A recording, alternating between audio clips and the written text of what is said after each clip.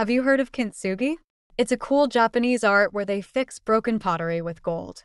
The neat thing is, it makes the fixed item even more beautiful than before. This idea is pretty awesome, beauty coming from repair.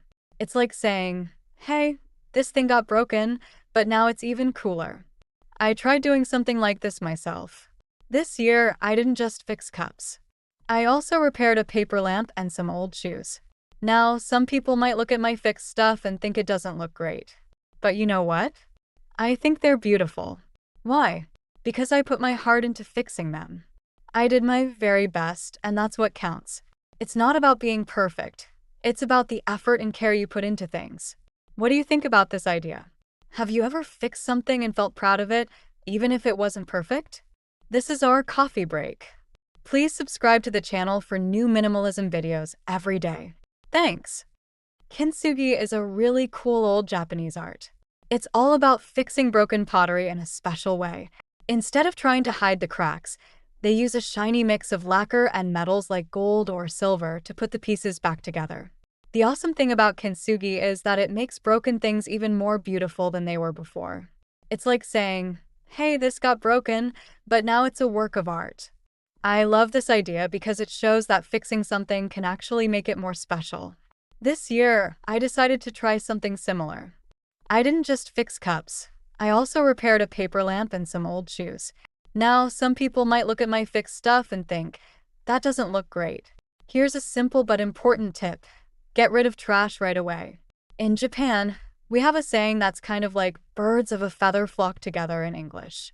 But from what I've seen, it works for trash too. If you leave a little bit of junk lying around, it seems to attract more junk. It's weird how it happens. You might start with just one or two things you don't need. But if you don't deal with it quickly, before you know it, you've got a big pile of stuff you don't want or use. This can really mess up your plans if you're trying to live with less stuff. It's hard to have a clean, simple space when clutter keeps building up. So, the key is to tackle trash and things you don't need as soon as you spot them. It's a small habit that can make a big difference in keeping your space neat and clutter-free. What do you think about this idea? Have you ever noticed trash or clutter piling up in your space? Here's a rewrite of that text. Hey, let's talk about stuff we keep but don't use. Take a look around your room.